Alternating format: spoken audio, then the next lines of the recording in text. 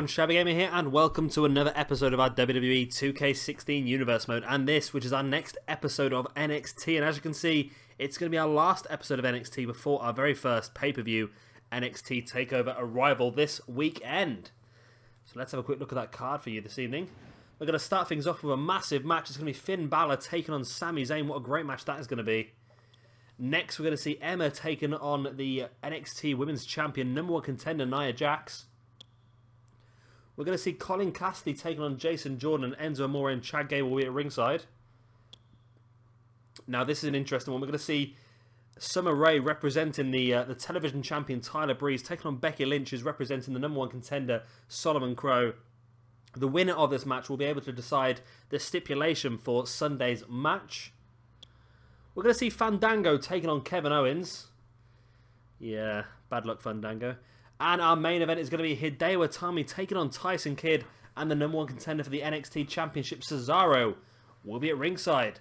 So without further ado, let's get straight into our first match. And like I said, our first match is going to be Finn Balor taking on Sami Zayn. And here we go. Like I said, a big match. Two of the top guys here in NXT taking on each other. And we do have plans at for Sami Zayn. Not going to get into any details of that as of yet, but I'm also thinking of some plans as well for Finn Balor. But it looks like the main card may be completely full at the moment, so Finn Balor might have to do very much like we had last week on our Backlash pay-per-view. Finn Balor may have to main event our pre-show against maybe... Ooh, Kevin Owens is unavailable. Kevin Owens hasn't had a match yet. I'll tell you what, that could be very good, couldn't it? Maybe we could do some more, though. Maybe we could do like a Fatal 4-Way match. Maybe we could. So I'm just looking at our pre-show, just trying to see what we can do.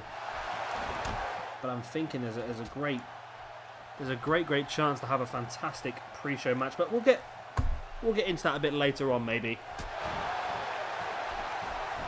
Looking at a big Fatal 4-Way match for our pre-show main event.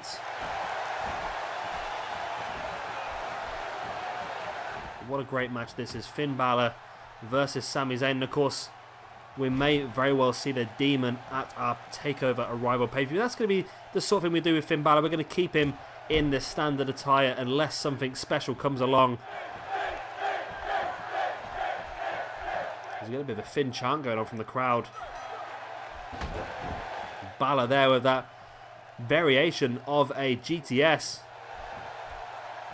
It's like a combination GTS and Pele kick, really, sending Sami Zayn into that corner. I'm doing pretty well here. It's now Sunday evening and I'm already recording NXT. How great is that? We could be really well ahead. I've already recorded quite a few random matches which are uploading as we speak. Going to have some great random matches on the go.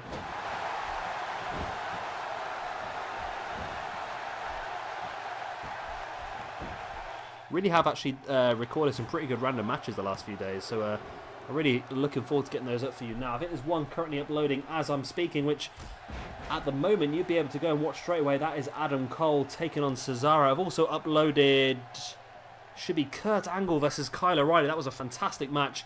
Definitely worth a watch if you have a few spare seconds. As Sami Zayn gets thrown to the outside by Finn Balor, who goes for the dive, and Sami Zayn takes a step to his left. And Finn Balor crashes and burns to the ground on the outside. Not a great situation for Finn Balor. As Sami Zayn looking to capitalise now on the damage done by Finn Balor to himself. Big boot to the side of the head. Sami Zayn up onto the top rope. Sami Zayn with the elbow drop to the back of Finn Balor. And this is going to do pretty well for both these guys in the rankings here.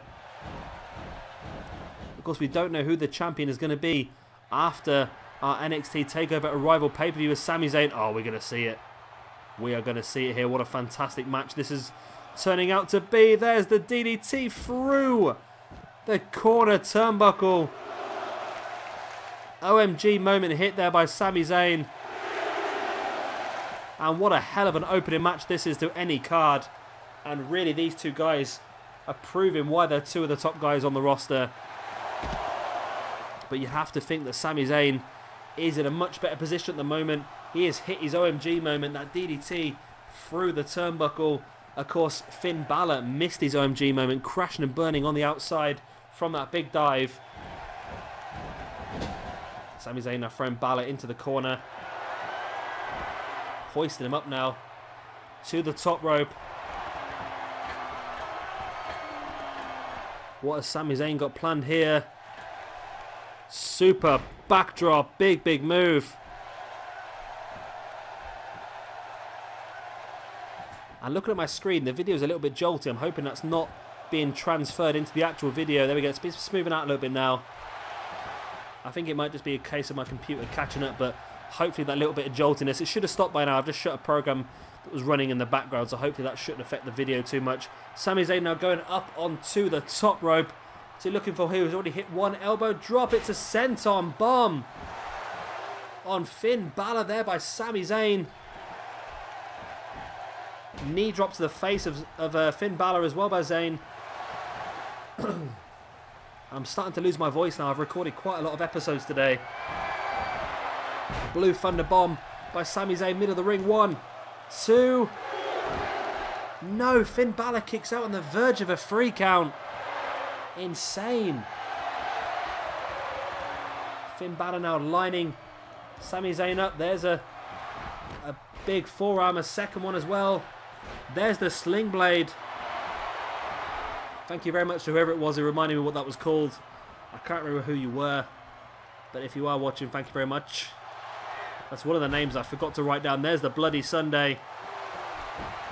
In for the pin goes Finn Balor, but Sami Zayn's feet were underneath the ropes. Poor ring positioning there by Balor.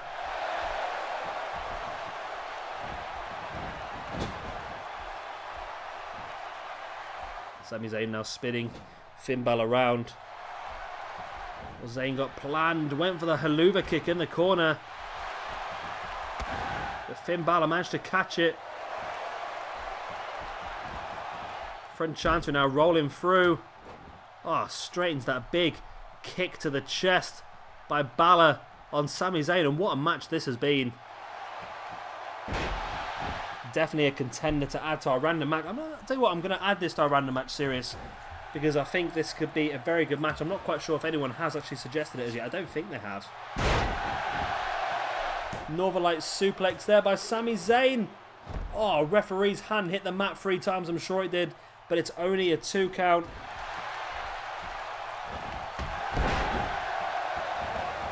Big drop kick by Balor. Now up to the top rope.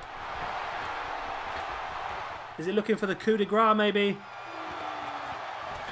No, he goes for a big splash instead. Hangs on for the pin. 1, 2. And they're still in there for a 2 count.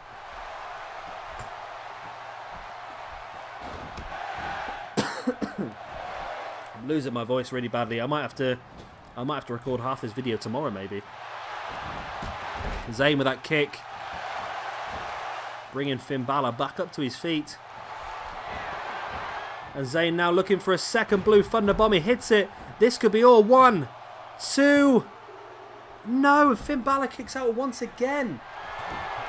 These two guys, just insane resilience.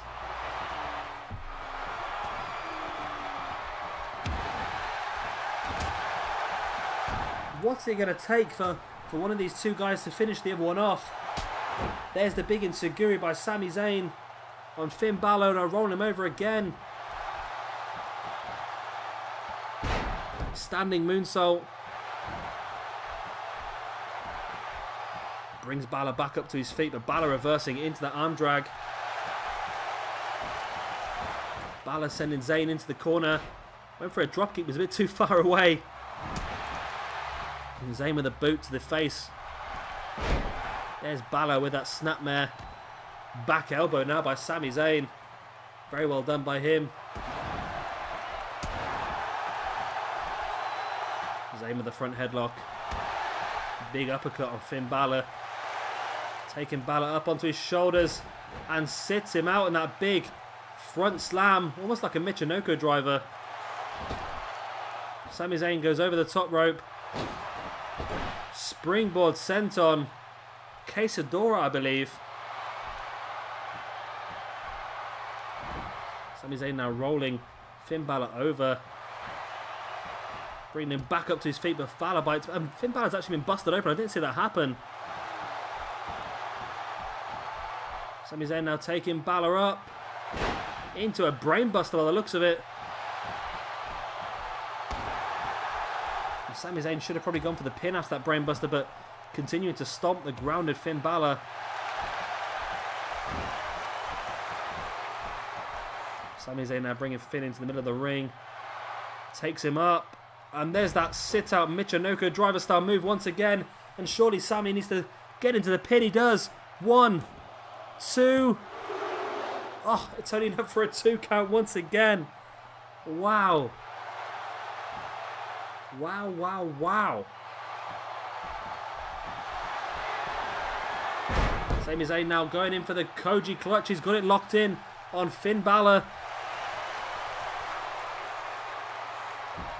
But Finn doesn't tap out, and can Sami go for the pin here now on Finn? But Finn's crawling his way back up to his feet now. And Finn with the sling blade out of nowhere. Up onto the top rope he goes, and this could be a great victory here for Finn if he can pull it off. Looking for the coup de grace, and hits it straight into the pin. 1, 2, and 3, and there we go. Finn Balor picks up a huge victory here in the opening match of tonight's NXT.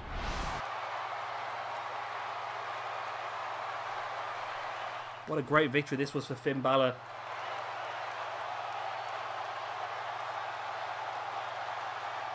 And it didn't look like it was going to be his night after missing this big dive over the top rope on Sami Zayn. Zayn did a great job of sidestepping that one.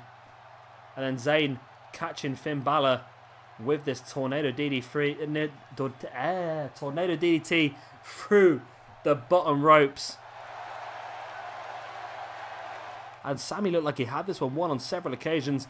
He hit a few very big high impact moves, but it was not enough to keep Finn Balor down, I'm afraid. Here it is, the second of the Blue Thunder bombs. Again, not enough to keep Balor down, only enough for a 2 count. But if you ask me, the referee's hand hit the mat 3 times there. And here goes Finn up to the top rope, looking for the coup de grace. And there it is. Big coup de grace by Finn Balor. Sami Zayn defeated here. Big win for Finn Balor. That's going to really boost him up the ranking to an NXT as well. Looking for the potential future championship match. And like I said, we will be seeing Finn Balor at our NXT TakeOver Arrival pay-per-view. But I've got a very strong feeling it's going to be the main event of our pre-show for that one. Great win here for Finn Balor. And our second match this evening is going to be Emma taking on the #1 contender for the NXT Women's Championship, Nia Jax. And here we go. And of course, like I said, Nia Jax will be facing off against Bayley at this weekend's NXT TakeOver Arrival for the NXT Women's Championship. Of course, she'll be looking for a dominant victory here against Emma to really help her continue building momentum. Of course, last week... what happened last week? Last week, Nia Jax was at ringside for Eve Marie as Bayley defeated Eve Marie. But the week before, week #1 of our Universe mode, of course, Nia Jax won that Fatal 4 match against Asuka, Charlotte and Sasha Banks. Did so well to come out on top of that one. And another victory here for Nia Jax would mean 2 successive victories in this Universe mode, so she would get a nice little stat boost going into that match against Bayley. You know what? I think she's actually the favourite to beat Bayley anyway. I think stats-wise she's higher up.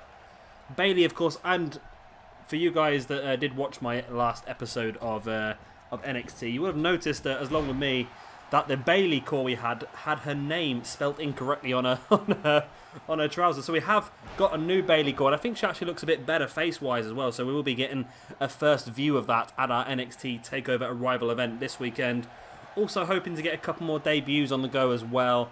Some that I know a few people have been requesting, but I've not been able to get a hold of as of yet. But hopefully I'll get a few new guys in for this weekend.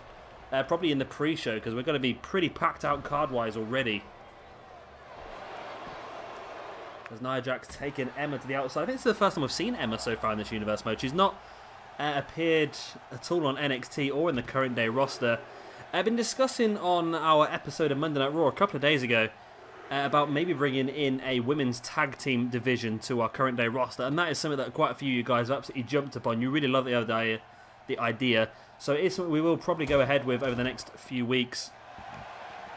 Probably after we do our Extreme Rules pay-per-view, we'll get the G1 Climax Festival out the way, and then maybe in week number 2 or week number 3 of next month, we will upload a full championship tournament for those women's tag team championships. I'm quite sure that quite a few people have created belts for them already on the community creation, so I'll see if I can get some decent looking championship belts. And I think some of you guys have come up with some fantastic ideas. Of course, we already have teams like the Bella Twins. Great pin there, but only for a 1 count. We've already got teams like the Bella Twins looking to reform the Funkadactyls in Naomi and Cameron. And what else have I had? A suggestion of Becky Lynch and Paige, of course, which is one that I really liked. And quite a few of you guys have come up with one that I didn't even think of, but it makes so much sense, is Natalya and Charlotte. Of course, both as the daughters. I think Jay suggested the Unfortunate Daughters, I think it was. And, Nick, you suggested the, was it the Superior Genetics or something along them sort of lines? I like both those names, actually. Have I got it written down? Genetically Superior was Nick's suggestion. Of course, Nick also suggested Emma and Dana Brooke, which again is a great idea. I'd mentioned maybe having Nia Jax and Tamina together, and Jay, I think Jay commented on that as well, said it was a great idea about having them as the Inoue family, which is a pretty good idea. But then also it's been suggested that maybe we could keep Tamina with Sasha Banks as Team Bad, which I quite like the idea of as well. Nia now bringing Emma into the middle of the ring after that super kick. Is this going to be enough? 1, 2, and it is enough. Nia Jax picks up a very dominant victory as she goes on to NXT TakeOver Arrival this weekend to face off against Bayley for the NXT Women's Championship. And Nia Jax, as you can see, is really on top form at the moment. Absolutely demolishing Emma here on NXT. And if I'm Bayley, I am seriously worried about this Sunday. So yeah, we will be looking at doing a women's tag team championship in our current day roster. Like I said, that's going to be introduced over the next sort of month or so once I get enough time to do that extra video, because of course we're going to be spending a lot of time doing the G1 Climax Festival for Global Force Wrestling, and then straight after that we will get straight into that competition. I think probably week number 2 or 3 next month is going to be the golden moment. But like I said, we've already got some fantastic ideas for teams, and of course if anyone else has any suggestions for teams, please let me know in the comment section below, and we'll try and use as many as we can. Nia, I think we might need to change Nia's winning motion, because I don't think it quite suits her as well as it should do, actually. I'm going to write that on my list of things to do. Nia win motion. I'll change that before NXT, because chances are she'll be holding gold.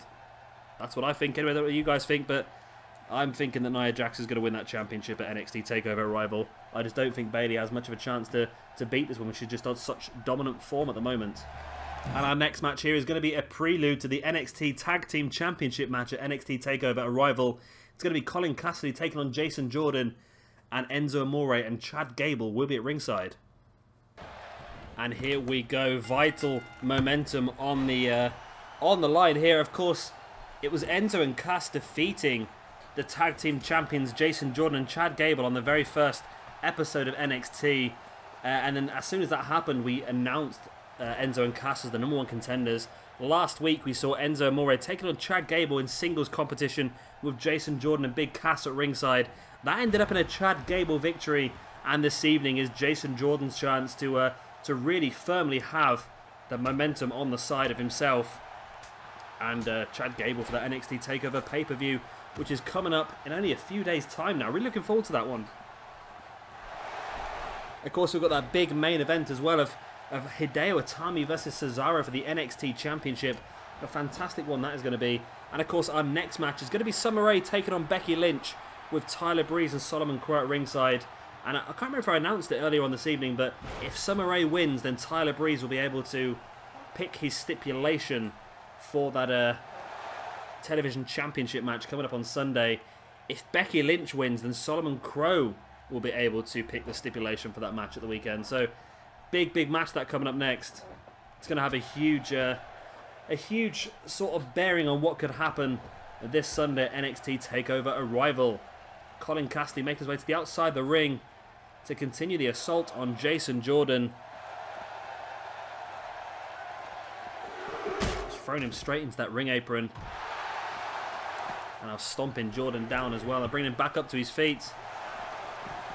Now into the barrier, and Colin Cassidy really using his environment to help him keep this man down. Wise moves, really.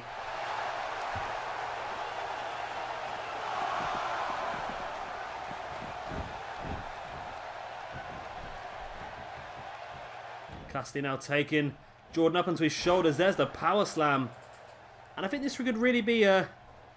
I quite like the team of Cassidy and Enzo, mainly because it's like quite a few teams. Basically, we've got the stronger member in Colin Cassidy. Then we've got the mouthpieces, Enzo Amore. So in a tag team match, it works out quite well. But in singles competition, Colin Cassidy might actually be quite much stronger than a lot of his opponents. I think we've got Cassidy up at like an 86, 87, I think, sort of level, where Enzo's down at like 81, 82, I believe. So Enzo definitely the weaker member of the team. But Jason Jordan and Chad Gable, I think they're both rated about the 85, 86 mark, and I wouldn't put it past either of those two guys being involved in the NXT Television Championship sort of situation at some point as well during our Universe mode. Of course, I have mentioned before, and I don't know what you guys think. I won't stop people from getting it, but at the same time, I try and avoid it. I'm not a big fan of having double champions at all in the Universe mode, because it gets a bit messy with defending both championships and things like that. And then if you've got the Intercontinental Championship and the WWE Championship, if you lose the Intercontinental Championship, then you shouldn't have the... You know what I mean. I'm getting confused now on my own. But yeah, I'm not a massive fan of having double champions. I think it gets a little bit messy. As Colin Cassidy showing his strength now, just squatting with Jason Jordan up in that vertical suplex. And there he is. Big move. Big power move. And it's great to have that squat suplex on there for the likes of Brian Cage and the likes of Michael Elgin as well. Really get a lot of use out of that. Cassidy with a pin. Oh, that was close to a free count. That Colin Cassidy nearly had the victory over Jason Jordan. Cassidy now taking Jordan up, dropping him in that big vertical sort of backdrop, bringing him down a lot straighter than normal guys do. And now lining Jason Jordan up. This will be a huge momentum boost for Colin Cassidy. Spins him round and slams him down straight into the pin. Chad Gable has the referee distracted on the outside. Clever moves there by Chad Gable. Chad Gable. Not Gable. So the manager's coming into effect here once again this evening. Like I said, if Cassidy was to win this, then he would get a momentum boost, because he's obviously won the tag team match on week number 1. It wasn't involved last week, so a victory here would be 2 successive victories for him. Therefore, he should get the momentum boost. Jordan now with the pin. 1, 2. Oh, and again, only a 2 count. But then vice versa, if Jordan was to lose, then Jordan would get put onto a cold streak, because he would have lost the tag team match on week number 1 and lost this singles match. That's 2 consecutive losses. Chad, that'd be a strange one, that, because we could go into this championship match Sunday with Gable just on a standard, no stat boost at all, and Jason Jordan on a stat reduction, a cold streak.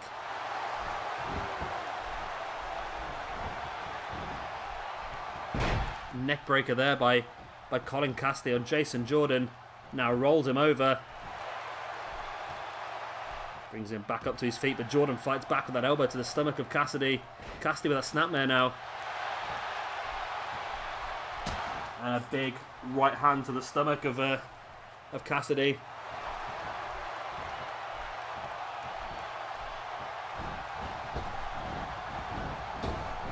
And we do have a random match set up for Jordan and Gable coming up soon as well, against the world's greatest tag team. It's one that I keep mentioning we're going to do, and I still haven't got around to doing it. I've been knocking out quite a few singles matches recently, but I should start to do some of these tag ones, because I do have some really good tag suggestions Of course, like I said, we've got Chad Gable and Jason Jordan versus the world's greatest tag team. Also had suggested DX, of course, Shawn Michaels and Triple H taking on Beer Money. That's another really good idea that we're hopefully going to bring in. I'd like to do that as part of the... I had mentioned before that we are going to have sort of like every now and again we'll have a special NXT show. It'll be an extra one, not part of our NXT television, where we'll just have open challenges all night for any random person to come and cash in. And it'd be great to see world's greatest tag team come in and cash in the open opportunity against the likes of Jordan and Gable. Jason Jordan now summoning the spirit of John Cena. He's still not gone for the pin. He should have gone for the pin after the angle slam, but opted against it. Opted to go for that momentum instead. I think 2K need to change the game slightly so that a pin is always the most... A pin when you've got a chance of victory is always the most important thing to do. Cassidy again with that big side slam in for the pin. 1, 2, and 3. And there you go. Colin Cassidy picking up the momentum. And Jason Jordan now on a cold streak with 2 successive losses so far in this Universe mode. And that is really going to make our Tag Team Championship match at Sunday, our NXT TakeOver Arrival, very interesting. And like I said, Jordan had his opportunities. He should have gone for the pin after the original angle slam, but opted against it. Opted to continue the assault. But like I say, in hindsight, he probably should have gone for the pin there and then. But it gave Cassidy a chance to get back into this match. And he caught Jason Jordan with that big side slam. The second time he hit it during this match. He probably could have got the win after the first one, but Chad Gable did a fantastic job of distracting the referee.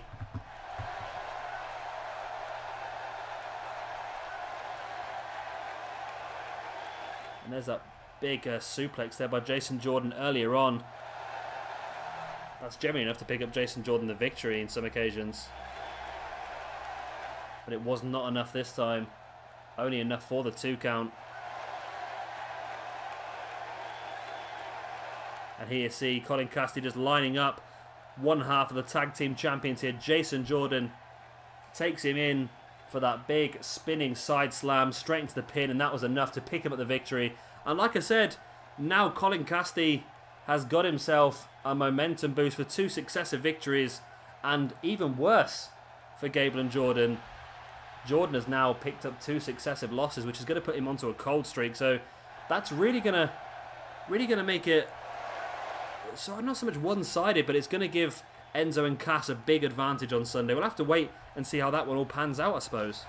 And now here we go. We've got Summer Rae taking on Becky Lynch. If Summer Rae wins, Tyler Breeze will be able to pick the stipulation for this weekend's match against Solomon Crowe. And if Becky Lynch wins, Solomon Crowe will be picking the stipulation for that television championship match.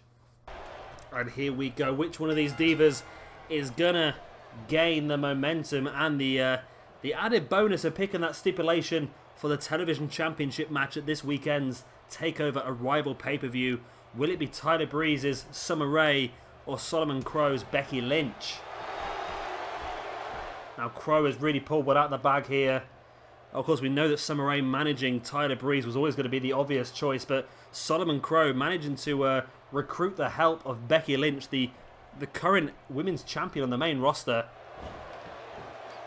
She has a lot on her plate already, knowing that she has to defend that championship against Paige in a couple of weeks' time, and also losing a couple of weeks ago. I think it was against Layla. So Becky Lynch has not had the best of times of recent. And she's really had to go out of her way here to come down to NXT and help Solomon Crowe. Of course, if she was to lose the Women's Championship, we'll probably see her a bit more on NXT. Paige is a very formidable opponent for anybody on that main roster, and it's going to be difficult for her at Extreme Rules to keep a hold of that championship. I would maybe like to have that as an Extreme Rules match, but I'm not quite sure if the women are allowed to be in Extreme Rules matches. I'm hoping they are, because I think that match would be pretty good between Paige and Becky Lynch. Extreme Rules for the Women's Championship, that'd be pretty damn cool. Something that they've not really gone to in the WWE before, allowing the women to get involved in the weapons, and that's really what I really want to try and go for. Becky Lynch there with a jawbreaker. on Summer Rae. Rae goes down.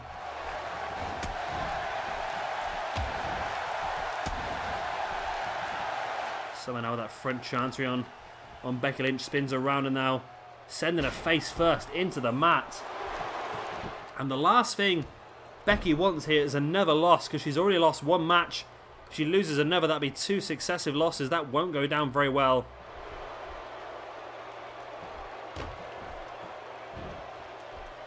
There's a big suplex there by Becky Lynch. Drop kick to the back of the head of Summer Rae as well.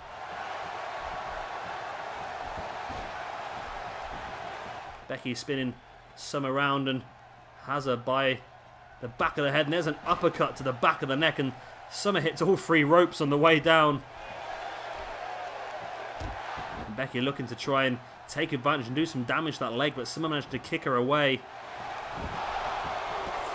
And yeah, you'd have to think whoever wins this match is really gonna give a massive advantage to the person they're representing.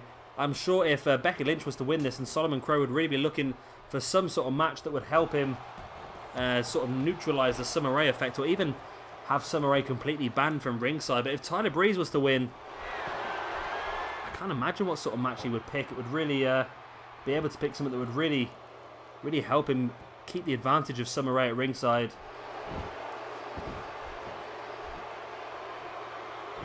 And of course, unfortunately now, over the last few days, Solomon Crowe has been released from NXT. Really sad about that, and I was going to follow suit and have him leave NXT, but I really want to keep him around because I do have an idea for a potential storyline I would like to have him involved in on the main roster. So I want to try and keep a hold of him for now in NXT, and then maybe later on in the future we will drop him out to the likes of Global Force Wrestling and Ring of Honor maybe.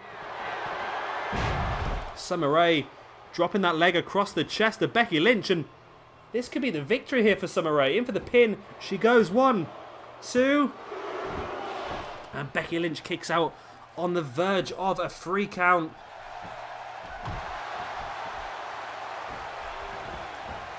Summer now throwing Becky into this corner. Can she continue the assault? Summer locking Becky into the Tree of Woe. Pushing her foot into the face of Becky Lynch, and Becky falls face first back into the ring. And it's not going well for Becky so far, but there she is, getting back into it with that arm drag. And both girls here just not quite sure what they were doing. I think they were both taunting to each other's face. Something I've not seen so far in this game, but it was not very effective.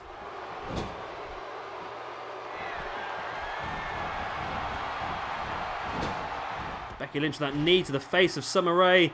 Lining Summer up, and there's a dropkick from the corner. Can our current WWE Women's Champion pick up a victory here over Summer Rae on NXT? Becky with the stomps to the grounded Summer Rae in the corner. Tyler Breeze has Becky distracted. That's the problem. Not only has Solomon Crowe got to try and keep the Summer Rae effect out of it, but in this match, Summer Rae going in for the pin now. She has her feet on the middle rope. Referee hasn't seen it. She's pinning Becky Lynch, and she's got... No! It was a 2 count. I thought that was a 3. And again, Tyler Breeze has Becky distracted. Summer with that front Russian leg sweep. Becky fighting back with that trip, and surely the referee has to do something about the Tyler Breeze effect now, because he's really causing some problems here.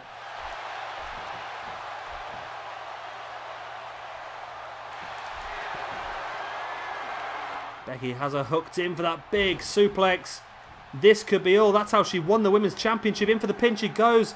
And Tyler Breeze has the referee distracted once again, causing problems. As always. And it looks like the referee has finally sent Tyler Breeze from ringside. He will have no more effect on this match, in theory.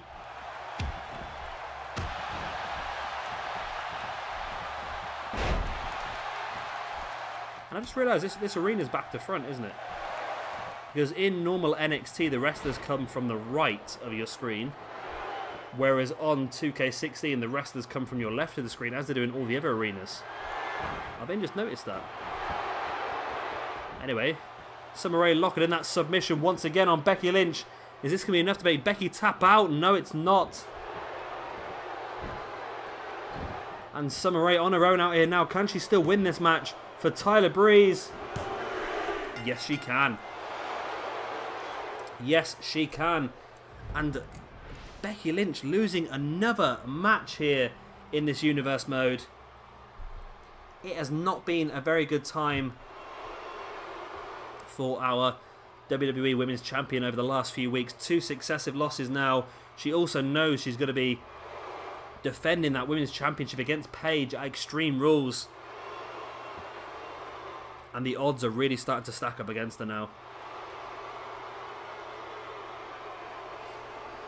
And even with Tyler Breeze being eliminated from ringside, Summer Rae was still able to pick up the victory. And now it's going to be down to Tyler Breeze to decide the stipulation for that big match at NXT TakeOver Arrival. I'm sure if Solomon had won, he would have tried to neutralise the effect of Summer Rae, or at least eliminate the threat of Summer Rae. But I'm sure Tyler Breeze is going to try and have a match that's going to really accentuate the threat of Summer Rae, maybe. And there's someone there with a pin, had her feet on the ropes, trying to get the victory the cheap way. And I'm sure the referee's hand actually came down for 3 then, but it was not given. The referee said it was only a 2 count.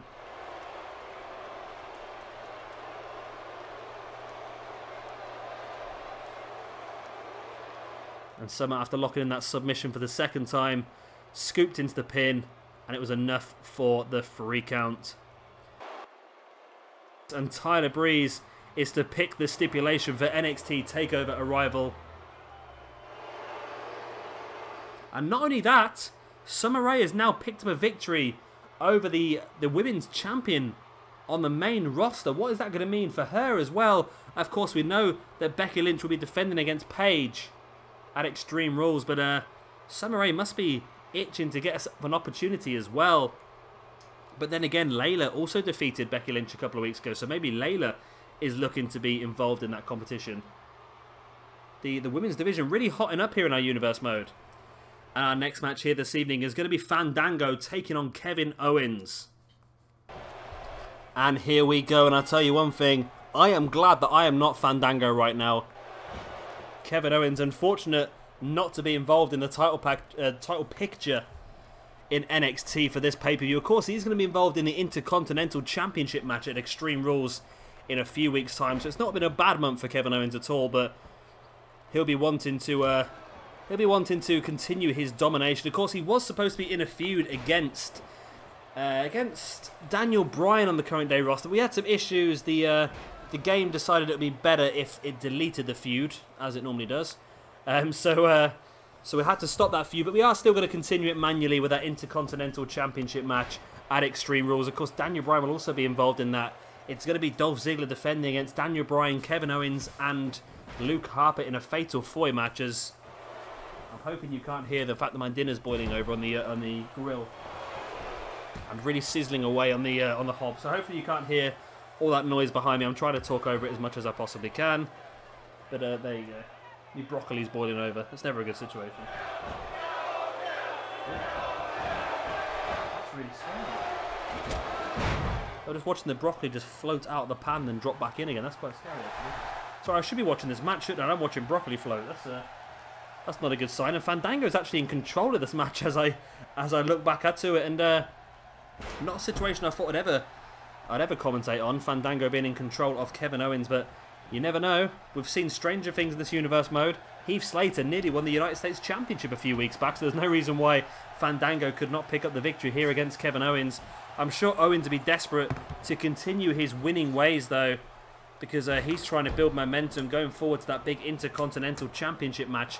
That's next weekend now, of course. We've got NXT TakeOver Arrival coming in a few days, and then, of course, we have our Extreme Rules pay-per-view the week after. Kevin Owens now rolling Fandango over. And there's the big punches to the face of Fandango. Owens now bringing Fandango back up to his feet. And Fandango with that big spinning heel kick taking Owens down. Owens was not expecting that. Hit him by surprise there, I think.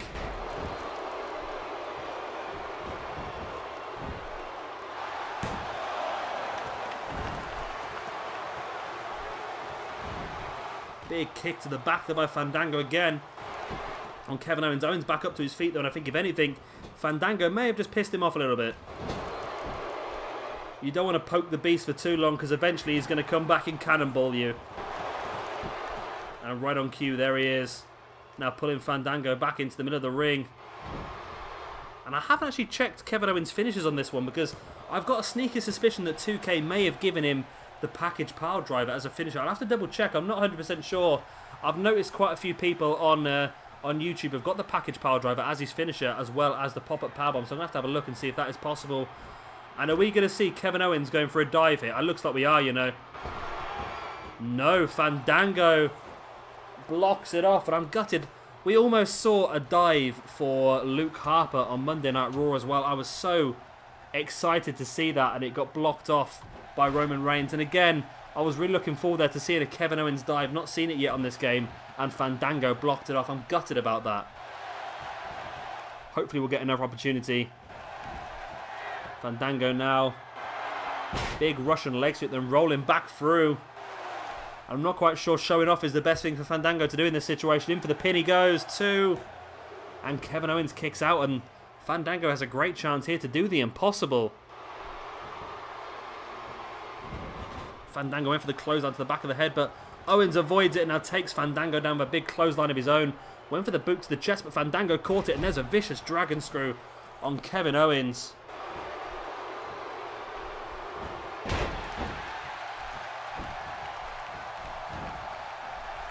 Fandango now bringing Kevin Owens back up to his feet, but Fandango gets caught by the snapmare.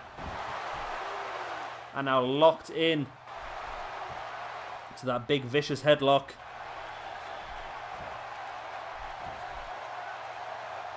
Can Fandango fight out of this one? I don't think he's going to submit from it at all. But can he fight out? He does. I managed to get a headlock on Kevin Owens. Owens breaks free straight away there, but Fandango sends him straight into the corner.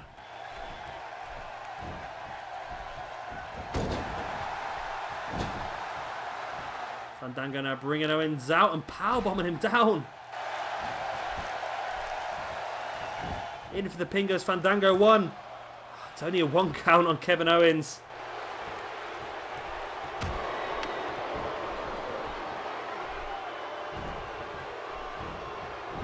Fandango gets caught with the arm drag once again by Owens. Now Owens behind Fandango. There's a big German suplex. And Kevin Owens now getting a bit annoyed with Fandango, I think, now slowing the pace of the match down, just assaulting individual body parts, bringing Fandango back up to his feet. Or maybe my question's about to be answered. No, that's the... Is that the signed what? I don't know what that's called. That's the... That is the... That is the troll of the package power drive. I remember the first time he used that against Cena. And I was sat on my sofa, which I'm pointing at right now, but you can't see that. But I was sat on my sofa watching that match. And I saw Kevin Owens catch him, hook both arms or both legs, and I got right onto the edge of my seat, and I was going, no way. No way. And then they dropped him in that sideways slam, and I was absolutely gutted that he didn't hit the package power driver. I know it's a move that the WWE don't like people to use because it is deemed as a dangerous move, I suppose. Well, there aren't many moves that aren't dangerous, but I suppose dropping somebody on their head in a package power driver is more dangerous than normal, I should imagine. But I might see if I can give him the package power driver as like a special thing for sort of pay-per-views and things like that.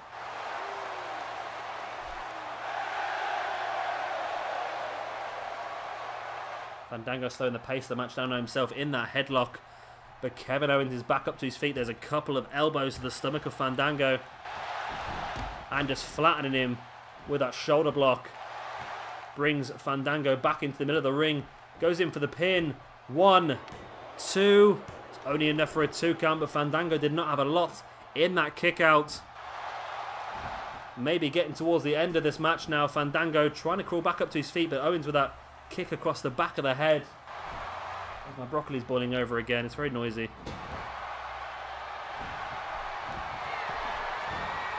Fandango there with... I just realised Fandango's finisher looks very much like the Sister Abigail, but he goes in for the pin on Kevin Owens. Could this be the unthinkable? Oh my god. As we get a fantastic view of Fandango's rear end there. Fandango's just defeated Kevin Owens. What on earth has just happened? What? What? Well, Fandango, my friend, you have good old Johnny Curtis. You've surprised us here, and a big victory over Kevin Owens is definitely gonna put him in a higher stead. And maybe we should have a look at maybe doing something with Fandango next month. Maybe being involved in the television championship here in NXT, or he deserves something for a victory like that. But I tell you one thing, Kevin Owens is definitely going to want, and that is going to be a rematch at Takeover Arrival. And that is going to happen. I'm writing that down on the card right now. We are going to see Kevin Owens go in the rematch from this evening, because that's something that Kevin Owens is going to demand. We know that. So that is going on our pre-show card, because our full card is already finished. It's already filled up. So yes, Kevin Owens versus Fandango in the rematch from this, because this is just incredible how Fandango has come out on top of this one. I have no idea, but either way, Fandango is very pleased with himself. You see him dancing away, and yeah, let's see if he's still dancing this Sunday after the rematch against Kevin Owens.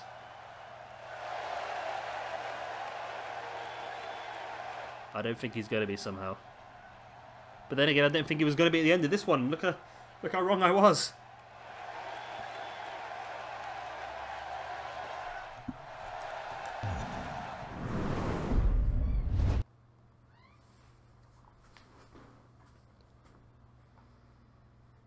And now here we go into our main event this evening. It's going to be your NXT champion Hideo Itami taking on Tyson Kidd, and the #1 contender Cesaro will be at ringside.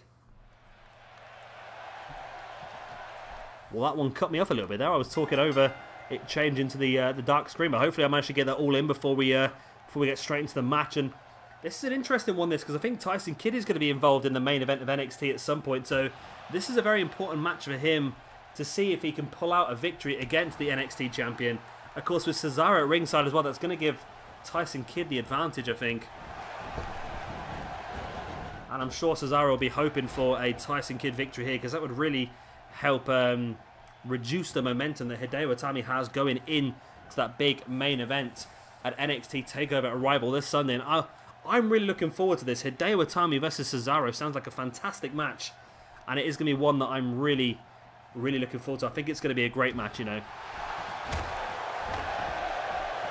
Hideo Itami taking control, and I think Itami should be back soon from his injury. I know Sami Zayn is due back in the very near future. It's been mentioned already. I think Zayn's going to be back back towards NXT TakeOver London as well, I think. I think he might actually be on the card for TakeOver London, which would be fantastic. If he made his return at NXT TakeOver London, that would be great. I did want to get tickets for NXT TakeOver London, but I think it was sold out so quickly. It was unbelievable. I think literally it sold out within hours of being put out. I think the entire pay-per-view was sold out within hours.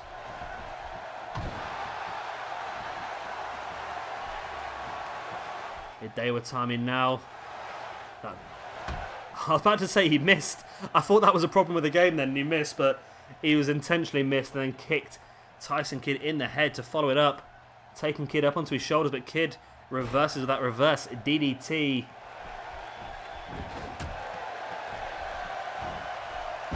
Great move there by Kidd. A snapmare turned into a neckbreaker. Very clever move.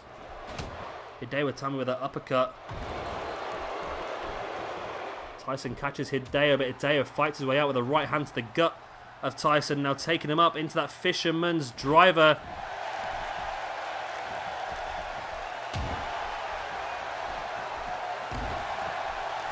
Hideo with a couple of big stomps to the chest of Tyson Kidd. And I think they need to give Hideo Itami his GTS finisher back when he comes back from injury. Because you've currently got Hideo Itami and you've got Finn Balor as two of the biggest names on NXT. And it seems a bit odd to let them have both the same finisher maneuver. They both use primarily that double foot stomp. So I think it would make sense when Hideo does come back from injury to allow him to start using the GTS a bit more. I think they're saving the GTS, the first GTS on TV, for a special occasion. And that makes sense. If that could be the first time Hideo wins the NXT Championship by hitting that GTS. Or maybe him in his debut onto the main roster would be fantastic as well. I don't think it's going to be long before we see a few more NXT guys up on the main roster. Mainly because of the injury problems that's currently occurring on the main roster. Of course, with Rollins, Orton, Cesaro. Who else you got? Cena's obviously out as well. And we've got quite a lot of big names out, and I think they're going to be struggling for top talent. There is a lot of guys they should be pushing, though. Don't get me wrong. We should be seeing more of Wade Barrett. We should be seeing more of Rusev on the top. We should be seeing more of Bray Wyatt at the top. They've definitely got enough big names to be putting out really good shows. But for some reason, WWE don't like to give a lot of people an opportunity. They seem to like to concentrate on one and two, and that's it. And God knows why one of those two is Sheamus. See Cesaro up on the apron now, trying to get Hideo's attention, and it helps Tyson Kidd get the control of the match once again. Tyson now that twisting neck breaker. And of course, I'm not quite sure how long Tyson's due to be out for either. I know he was I'm sure I remember saying it was going to be near on a year, I think, with a neck injury. But it was, I think he had neck surgery, didn't he, and everything like that. But it was a shame because it was a real it wasn't like a botch that led to an injury. It was a simple thing that could have happened to anybody. Apparently that's what they said. I don't know what the actual injury was myself. Now Cesaro has the referee distracted there as Hideo Itami tries to get the pin on Tyson Kidd, and Cesaro's done his tag team partner Tyson. A good service there. Itami now bringing Tyson up against that rope, and what's he got planned here? We're going to see another attempt at a dive. Yes, we are. We already saw a fantastic match earlier on this evening between Finn Balor and Sami Zayn. And we saw a couple of dives in that one. We've seen attempted dives and another attempted dive fail here. I was about to say we've seen a few attempted dives failed so far. And there was another one. Tyson Kidd bringing Hideo Itami back up to his feet. And is Tyson going to show him how it's done? It looks like he might be sending Hideo to the outside. We're going to get a pretty good little cinematic view for this one as well, and it's a great one there by Tyson. That's a dive I've yet to see. I don't know if that's a special one for just Tyson, maybe. The Kid is lining up. Hideo Itami on the outside, not probably the wisest idea. There's that spinning fisherman's neck breaker. Now Tyson bringing Hideo back up to his feet. The referee is still counting. Maybe Tyson should have left Hideo after that fisherman's neck breaker to the outside, maybe get counted out. Big boot to the stomach there by Hideo Itami. I'm not even sure the referee's counting, is he? He is counting, yes. Hideo dropping Tyson Kidd flat on his back. Referee up to a 6 now. 7, and Tyson still down. Referee giving Tyson a few extra seconds. And Tyson slides back in the ring as Hideo slides out, and you see Cesaro there trying to catch Hideo's attention once again. German suplex there by Tyson Kidd on Hideo Itami. In for the pin he goes. 1, 2. And there you go. Tyson Kidd picks up a huge victory. Not just for him, but for Cesaro as well. Against the NXT champion, Tyson Kidd. Hideo Itami, sorry. Now that's we've seen some very surprising results so far this evening. Summer Rae defeating Tyler Breeze. Sorry, I'm just going off on one now, aren't I? Summer Rae defeating the women's champion Becky Lynch. Fandango defeating Kevin Owens, and now Tyson Kidd defeating our NXT champion Hideo Itami. However, could Hideo have won this match already when Cesaro was blocking off the referee? Hideo was pinning Tyson Kidd, but the referee never got down to count it. You see Tyson going for the attempted dive, but you see, I'm fucking losing now, aren't I? That was Hideo going for the attempted dive and Tyson blocking it off, and this is the dive by Tyson. And it's so nice, I've not seen this one yet so far in the game. You see him going through the middle rope with that somersault, taking Hideo Itami down. And then that fisherman's neck breaker on the outside as well. And clever work there by Tyson Kidd sliding back in the ring, allowing him to get the extra time he needed and catching Hideo as he came back in, catching him with that big German suplex. Of course, the damage had already been done earlier on with that big dive and the fisherman's neckbreaker on the outside. The German suplex was just the straw that broke the camel's back. And Tyson Kidd picks up a very important victory for himself against the NXT champion Hideo Itami. That's going to do wonders for him in the rankings here in NXT.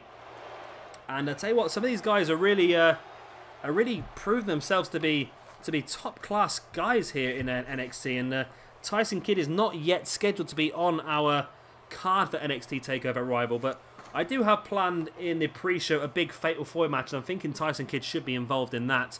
That's going to involve some of the other guys that are not going to have a chance to be on the main card, but we'll have to see how that all pans out, of course, on Sunday. I hope to see you all there.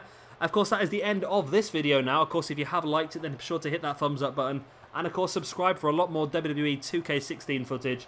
And hopefully in the next video, I can start to get people's names correct. But I've not promised anything, but I shall try my hardest. I've been Shabby Gamer. Thank you very much for watching. And I'll see you tomorrow for Ring of Honor. Yeah, Ring of Honor. See you tomorrow. Bye.